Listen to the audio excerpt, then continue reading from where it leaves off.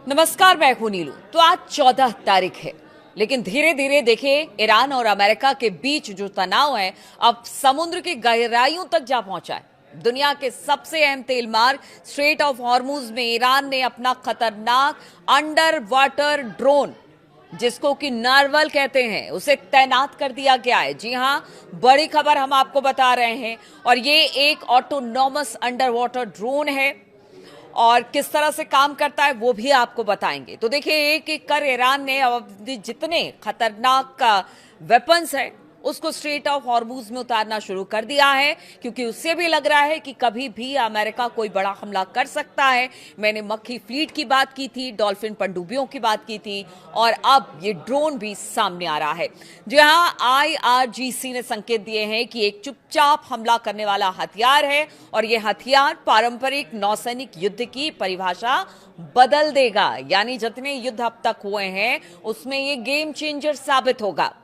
8-9 मई आपको याद होगा 2026, इस बीच एक हमला हुआ था अमेरिकी जहाज पर, एक टकराव हुआ था ईरान और अमेरिका पर, और इसी ड्रोन नरवाल से एक हमला किया गया था। अमेरिकी विध्वंसक निशाना बनाया गया था, यानी कि डिस्ट्रॉयर को निशाना बनाया गया था, और ये ड्रोन अमेरिकी जहाज के सोलार सिस्टम को चकमा देकर उसके प्रोपेलर के बेहद करीब पहुंच जाता है और फिर उसमें फंसकर तकनीकी खराबी पैदा कर देता है। और ऐसा ही कुछ 8-9-2026 को भी हुआ था।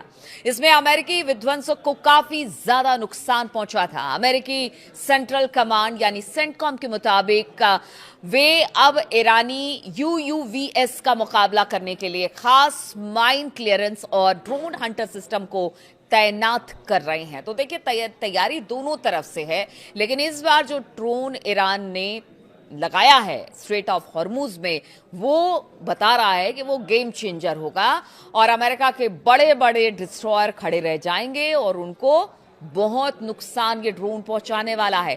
ऐसे में अगर स्ट्रेट ऑफ हॉर्मुज में लड़ाई होती है तो ईरान अब धीरे धीरे आगे बढ़ रहा है कि अब लड़ाई तो स्ट्रेट ऑफ हॉर्मुज में होकर रहेगी, मान के चला जा रहा है। हालांकि अमेरिका भी अपनी तरफ से पूरी कोशिश कर रहा है, महाशक्ति है तो कोशिश तो करेगा ही। देखिए, कुछ इस ड्रोन की खासियत आपको बताते हैं।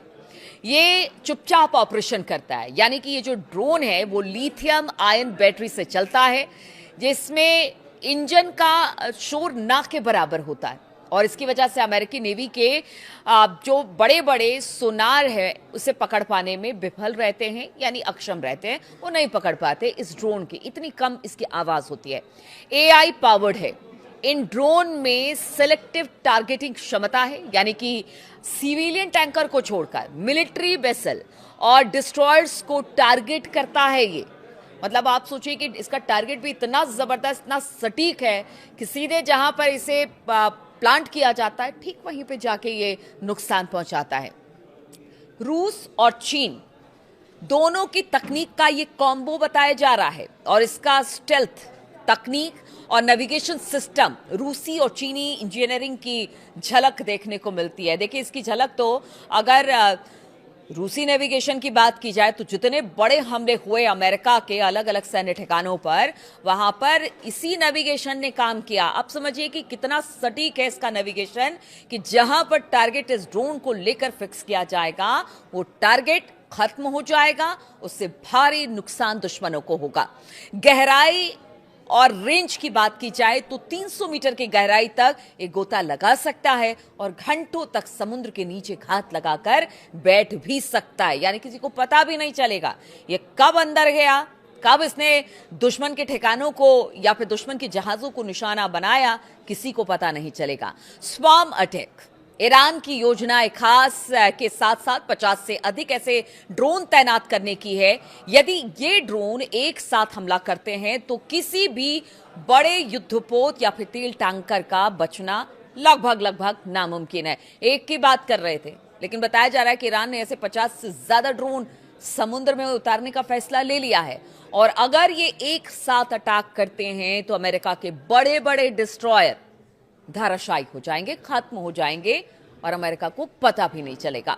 अगर बड़ी संख्या में ऐसे ड्रोन एक साथ हमला करे तो फिर बड़े युद्धपोत और तेल टैंकर के लिए खतरा कई गुना बढ़ सकता है। पेंटागन भी इससे डरा हुआ है। जी हां, पेंटागन ने इसे अस्थिर करने वाली कार्रवाई करार दिया है। जब उन्हें पता चला कि ईरान इस तरह के ड्रोन को स्ट्रेट ऑफ हॉर्मुज में उतार रहा है, तो उन्होंने कहा कि वहां पर अस्थिरता पैदा करने की कोशिश ईरान कर रहा है। लेकिन ईरान तो कह रहा है कि बातचीत आप नहीं कर रहे हैं, खुल के युद्ध ही कर लीजिए। अगर युद्ध करने की बात हो रही है, तैयारियों की बात हो रही है, तो पेंटागन की तरफ से कहा जा रहा है कि वहां पर हालात को अस्थिर करने का प्रयास किया जा रहा है। तो आखिर ईरान करे क्या? अमेरिकी नौसेना ने इस क्षेत्र में अपने अंडर वाटर सर्विलांस को और ज्यादा बढ़ा दिया है और जवाबी कार्रवाई के लिए घातक रिमोट कंट्रोल सबमरीन तैनात किए हैं। वहीं ईरान का यह कदम यह साफ करता है कि अब सीधी सीधी लड़ाई के बजाय एक कह लीजिए कि एसिमेट्रिक वॉरफेयर पर भरोसा कर रहा है, जहां सस्ते ड्रोन करोड़ों डॉलर के युद्धपोतों को बेकार कर देगी। एसिमेट्रिक लड़ाई क्या होती है आपको बताते हैं। देखिए, जब एक दुश्मन बड़ा ताकतवर हो और दूसरा थोड़ा कमजोर हो, तो फिर किस तरह से लड़ाई लड़ी जाती है, उसी को एसिमेट्रिक वॉर कहते हैं। और यहां पर ईरान और अमेरिका के साथ भी यही हो रहा है। कहां तो बड़े बड़े डिस्ट्रॉयर और कहां इनके छोटे से ड्रोन या फिर मॉस्किटो फ्लीट, और वो आप देखिए किस तरह से हमला कर रहे हैं और जबरदस्त नुकसान पहुंचा रहे हैं अमेरिका को। तो आने वाले दिन हॉर्मुज की सुरक्षा के लिहाज से काफी संवेदनशील होने वाले हैं। और ऐसे में अगर एक एक करके हॉर्मुज को सेंटर बनाकर अमेरिका भी अगर यहां पर कुछ भी ऐसा करता है, तो फिर ईरान भी उसके लिए तैयार है। धीरे धीरे करके वो अपने बेड़े में एक के बाद एक, हॉर्मुज में अगर लड़ाई होती है तो उसके लिए उसने पूरी तैयारी कर ली है। हालांकि बताया यह भी जा रहा है, खबर यह भी मतलब निकलकर सामने आई है कि 40 देश जिस तरह से हॉर्मुज से तेल टैंकर नहीं निकल पा रहे हैं, वैसे में बहुत सारे देश ऐसे हैं जिनको इसका खामियाजा भुगतना पड़ रहा है। महंगाई अपने पूरे चरम पर है, हर एक देश ने अलर्ट जारी कर दिया है महंगाई को लेकर। अब ऐसे में 40 देश बताया जा रहा है कि हॉर्मुज की तरफ आगे बढ़ रहे हैं। ऑस्ट्रेलिया ने तो अपना एक डिस्ट्रॉयर देने की बात की है ईरान से लड़ने के लिए, ताकि हॉर्मुज को खुलवाया जा सके।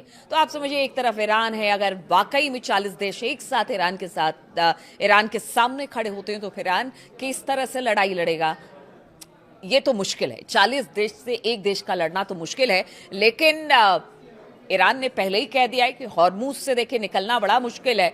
जब तक उनकी बातों को नहीं मान लिया जाएगा, किसी भी देश के जहाज बिना उनकी इजाजत के, बिना उनको भुगतान किए नहीं निकल सकते हैं। और अब तो कहते हैं कि जो भुगतान की राशि है वो ईरान और बढ़ाने जा रहा है। ऐसे में समझिए कि स्थिति और गंभीर हो जाएगी, समस्या और गंभीर हो जाएगी।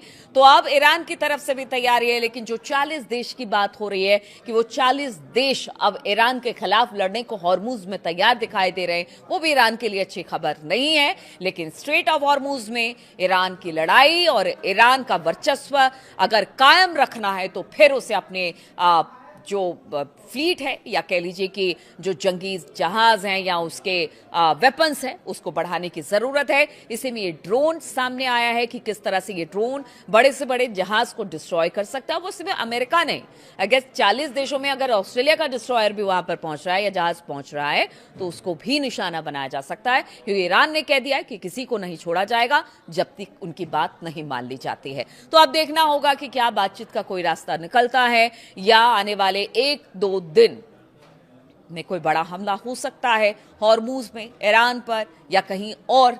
इस पर हमारी नजर बनी रहेगी। बहुत बहुत शुक्रिया मेरे साथ इस वीडियो में शामिल होने के लिए।